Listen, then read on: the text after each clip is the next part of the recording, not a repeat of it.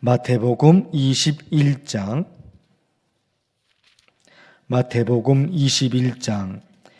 12절에서 22절까지 12절에서 22절.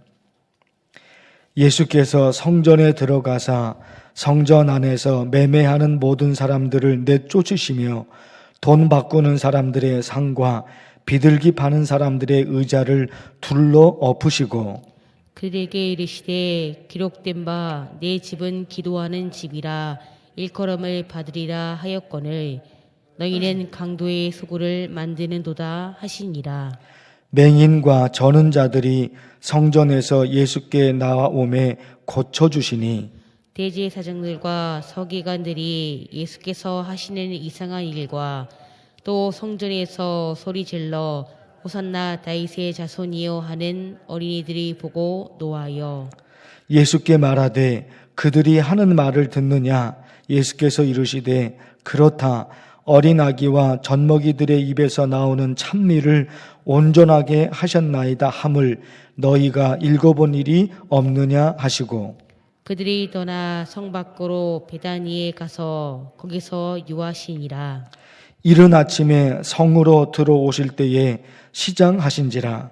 길가에서 한 무화과 나무를 보시고 그리로 가사 잎사귀밖에 아무것도 찾지 못하시고 나무에게 이르시되 이제부터 영원토록 내가 열매를 맺지 못하리라 하시니 무화과 나무가 곧 마른지라. 제자들이 보고 이상히 여겨 이르되 무화과 나무가 어찌하여 곧 말랐나이까. 예수께서 대답하여 이르시되 내가 진실로 너희에게 이르노니 만일 너희가 믿음이 있고 의심하지 아니하면 이 무화과 나무에게 된 이런 일만 할 뿐 아니라 이 산더러 들려 바다에 던져지라 하여도 될 것이요. 함께 읽겠습니다. 너희가 기도할 때에 무엇이든지 믿고 구하는 것은 다 받으리라 하시니라. 아멘. 예수님께서 예루살렘 성전에서 사람들을 내쫓으시고 탁자와 의자를 집어 던지셨습니다. 예수님께서 왜 그렇게 하셨느냐? 13절에 보니까요. 너희는 강도의 소굴을 만드는도다. 성전입니다. 그 성전을 강도의 소굴로 너희가 만들었다. 그게 너무너무 화가 나서 예수님께서 탁자와 의자를 집어 엎으시고 화를 내십니다. 성전에서 예배드릴 때 예수님 시대 때 유대인들이 구약 시대 때 했던 대로 그대로 똑같이 했지요. 여유가 있는 사람들은 양을 사서 하나님께 드리고 여유가 없는 사람들은 비둘기를 사서 하나님께 드리는데 성전 입구에서 양을 팔고 비둘기를 팔고 그랬습니다. 그런데 그냥 합당한 가격으로 팔면 될 텐데 그런 게 아니었던 거죠. 양이나 비둘기 그 당시에 합당한 가격이 있었을 거란 말입니다. 그렇게 판 것이 아니라 더 비싼 가격으로 양을 팔고 비둘기를 팔았습니다. 그리고 제사장들은 뒤에서 그 돈을 챙기고 헌금할 때 아무 돈이나 내는 게 아니라 정해진 돈 화폐가 있었습니다. 세겔이라는 화폐입니다. 세겔이 아니면은 다른 돈은 헌금이 안 되는 거예요. 그러니까 반드시 세겔이라는 돈으로 바꿔서 헌금을 해야 되는 거예요. 그러니까 돈을 바꾸는데 거기에 환전세를 매겼단 말입니다. 환전세를. 누가요? 제사장들이. 그렇게 해서 또 환전세를 제사장들이 그걸 또 챙긴단 말입니다. 양과 비둘기를 팔죠. 또 환전세가 있죠. 그 가운데 그 뒷돈을 제사장이요. 그 당시에 종교 지도자들이 그걸 뒷돈을 챙긴 거예요. 예수님이 그걸 아시죠? 그걸 아시죠? 양을 팔고 비둘기를 팔고 세겔이라는 헌금을 하게 하고, 이게 하나님을 섬기고 성전이 하나님의 성전이니까 하나님을 위해서, 그 성전이 하나님이 원하시는 성전이 되기 위해서 그게 아니었던 겁니다. 종교 지도자들, 그 당시에 그 권력을 가지고 있는 특히 제사장, 그들이 그게 돈벌이 수단이 되니까 성전이 오직 하나님을 섬기는 그런 성전이 아니라 몇몇 사람들 그들의 돈벌이가 됐어요. 그들의 놀이터가 돼버린 거예요. 그 몇몇 사람들. 예수님이 아시죠? 그러니 그런 성전이 있을 필요가 뭐 있어요? 예수님이 다 뒤집어 엎으신 거란 말이죠. 예수님께서 보시기에 그 예루살렘 성전이 하나님이 원하시는 성전은 아니었던 겁니다. 하나님이 원하시는 게 뭐냐? 성전에서 예배드리고 성전에서 신앙생활 하면서 그 다음에 어떤 사람으로 변화되느냐. 이게 하나님이 원하시는 성전이잖아요. 성전에서 예배드려요. 성전에서 기도해요. 성전에서 신앙생활해요. 그리고 그 다음에 어떤 사람으로 변화될 것인가. 이거잖아요. 이어지는 말씀 18절에서 22절까지 말씀인데, 예수님께서 무화과 나무를 보시고 그 무화과 나무에 열매가 없어요. 그래서 예수님이 무화과 나무를 저주하십니다. 무화과 나무가 죽어요.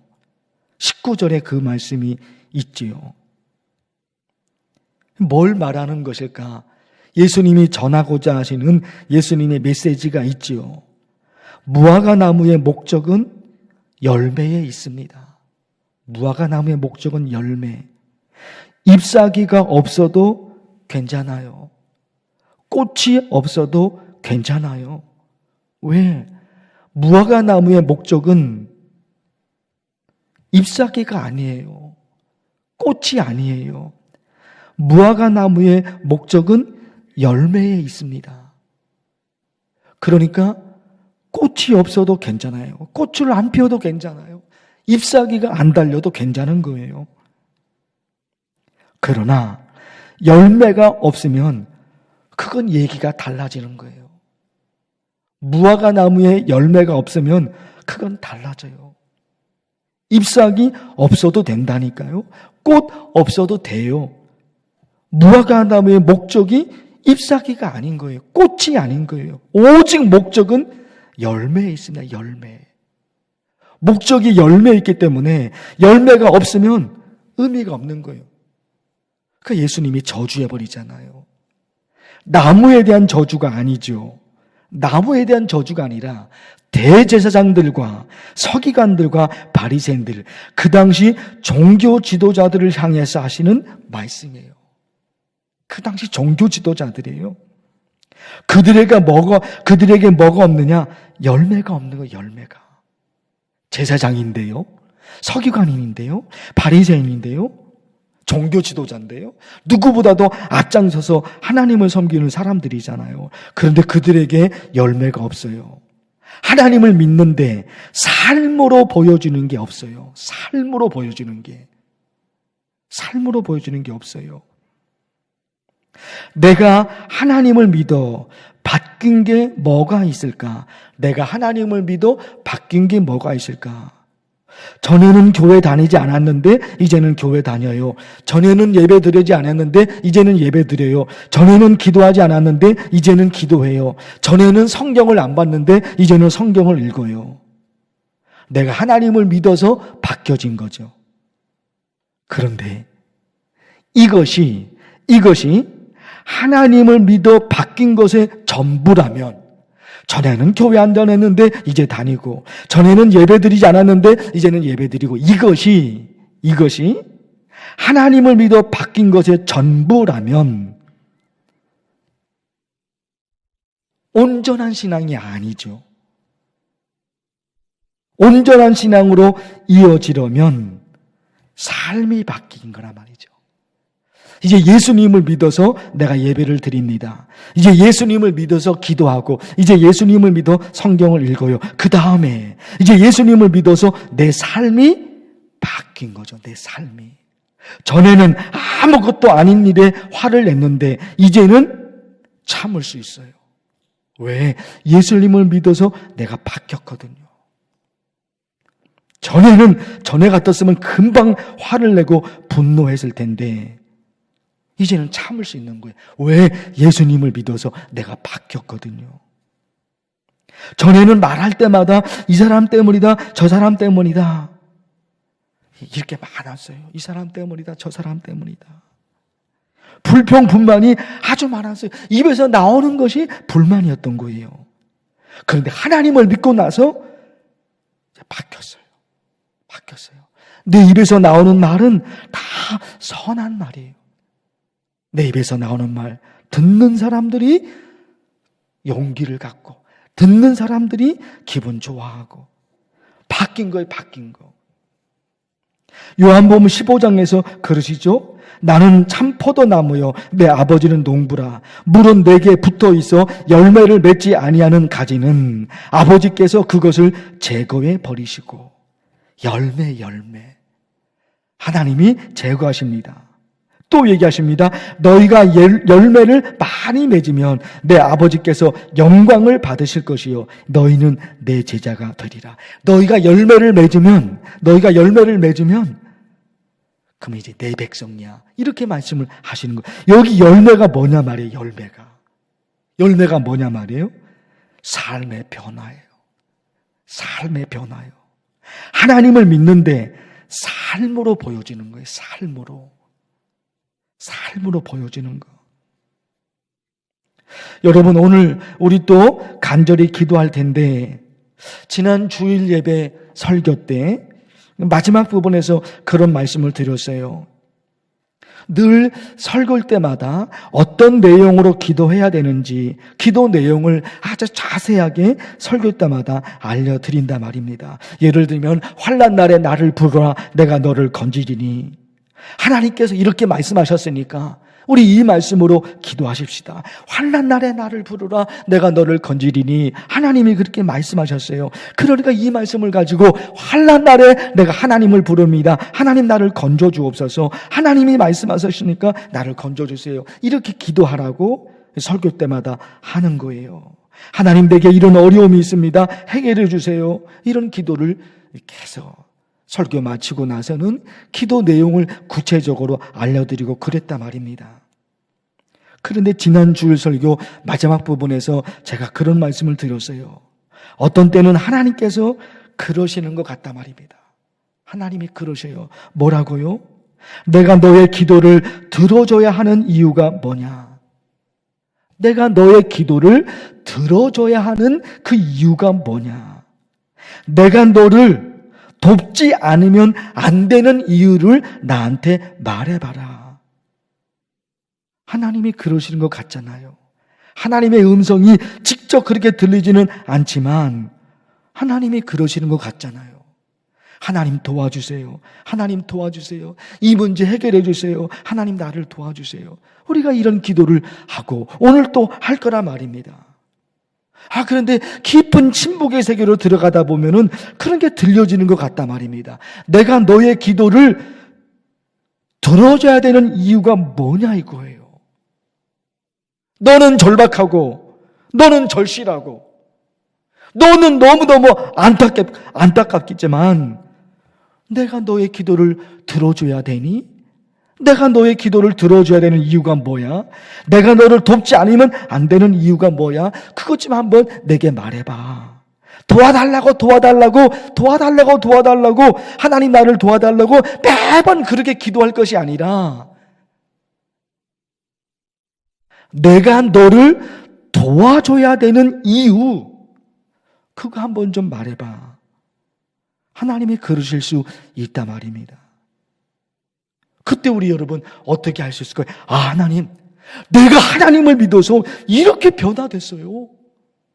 옛날 같았으면 막 큰 소리치고 내뱉고 그랬을 텐데 이제 하나님을 믿어서 나 온순한 양이 되었어요. 내 성격을 바꿨어요. 그러니 하나님, 내 기도 들어주세요. 내 기도 들어주세요. 내가 하나님을 믿어서 이 성전에서 예배를 드려서 완전히 바뀌었어요, 하나님. 완전히 바뀌었어요, 하나님. 하나님이 원하시는 인격으로, 하나님이 원하시는 성품으로 내가 바뀌었습니다.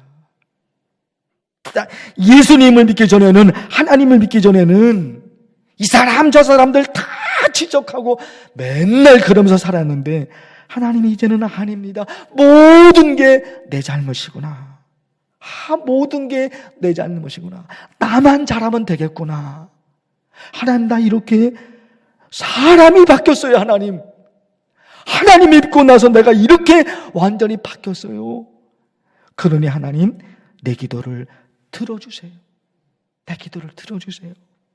우리 입에서 여러분 이런 기도를 할 수 있다면 얼마나 좋을 거예요. 하나님, 그렇지 않습니까? 하나님이 내가 너의 기도를 들어줘야 되는 이유가 뭐야? 맨날 새벽마다 나를 도와달라고 네가 기도하는데, 우리 가족을 도와달라고 네가 기도하는데, 아니 내가 너의 기도를 들어줘야 되는 이유가 뭐냐 말이야. 하나님이 이러시면 내가 말할 게 있어야 돼. 말할 게 있어야 돼. 맞아요, 하나님. 맞아요, 하나님. 하나님이 나를 도와주셔야 되는데 염치가 없습니다, 하나님. 우리 가족을 도와달라고, 우리 자녀를 도와달라고 염치가 없어요, 하나님. 그러나 나 하나님을 믿고 나서 많이 변화되었어요, 하나님. 나 하나님을 믿고 나서 내 성격도 고쳤고요. 나 하나님을 믿고 나서 내 언어 습관도 고쳤어요.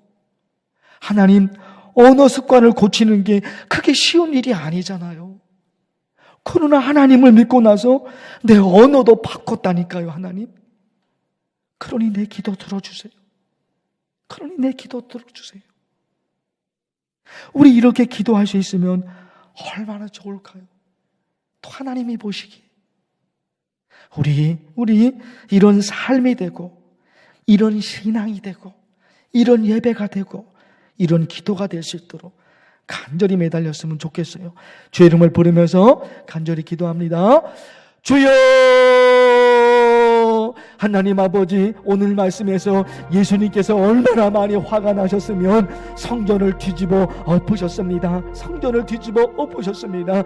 예수님께서 보시기에 그 성전이 하나님이 원하시는 성전이 아니었습니다. 하나님이 원하시는 성전이 아니었습니다. 제사장들과 바리새인들과 서기관들과 율법학자들, 그들 누구보다도 앞장서서 하나님을 믿는다고 하는 그 사람들, 그 종교 지도자들이 그 성전에서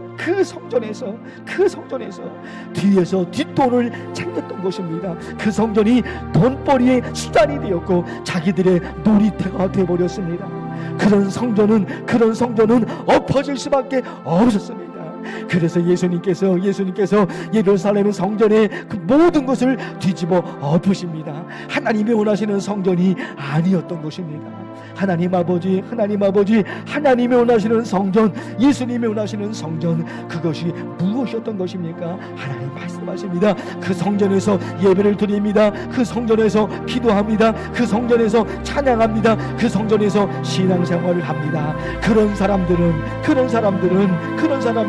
어떻게 바뀌어질 것인가? 그런 사람들은 어떻게 바뀌어질 것인가? 삶으로 보여지는 무엇이 있었던 것입니다. 하나님이 원하시는 것은 삶이었던 것입니다. 그 무화과나무의 목적은, 무화과나무를 향해서 원했던 것은 열매였던 것입니다. 열매가 없는 무화과 나무는 아무 쓸모가 없습니다. 그래서 예수님께서 열매 없는 무화과 나무를 예수님께서 마르게 하십니다. 말라버리게 하십니다.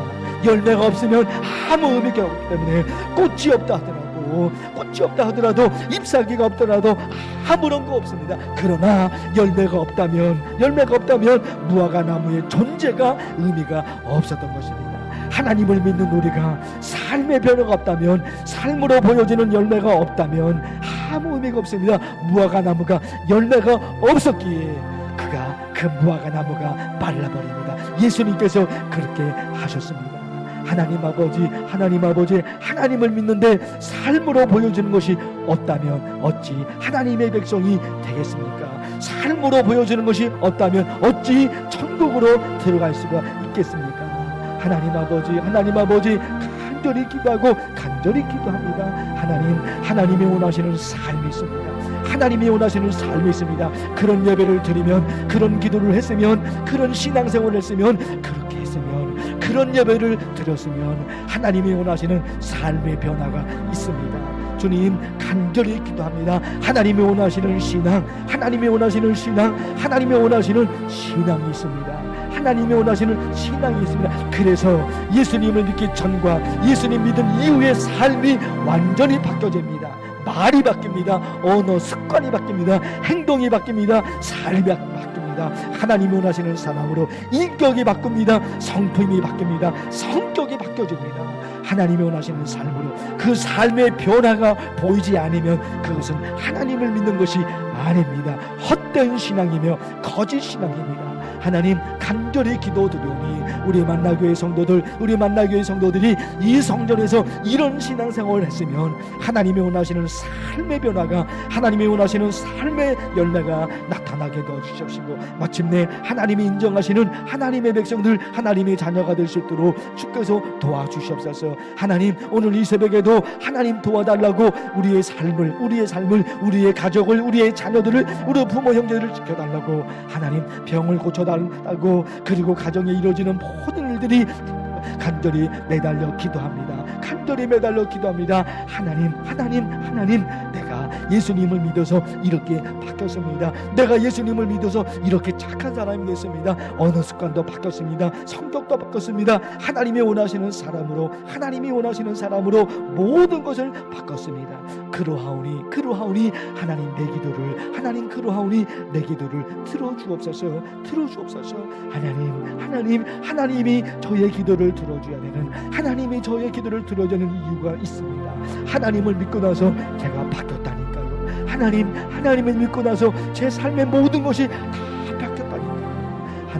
하나님을 믿고 나서 하나님의 사람이 되고자, 하나님이 인정하시는 사람이 되고자 내 삶의 모든 영역에서 언어까지, 내 마음까지, 성격까지, 인격까지, 성품까지 하나님 다 바뀌었습니다. 하나님이 원하시는 사람으로 내가 다 바꿨습니다. 그러니 하나님, 내 기도를 들어주세요. 하나님 아버지, 우리가 이런 신앙이 되고 하나님 앞에 당당하게 기도하고 하나님께 당당하게 매달릴 수 있는 우리 신앙 만나교회 성도들, 이 새벽에 함께 기도하는 모든 성도들이 다 될 수 있도록 하나님 도와주옵소서. 하나님께서 은혜 주시고, 내가 여기 있다 응답하시는 하나님의 은혜가 내가 여기 있다. 그래 내가 너를 도와줄게. 이런 하나님의 역사, 하나님의 응답의 역사가 우리 성도들에게 다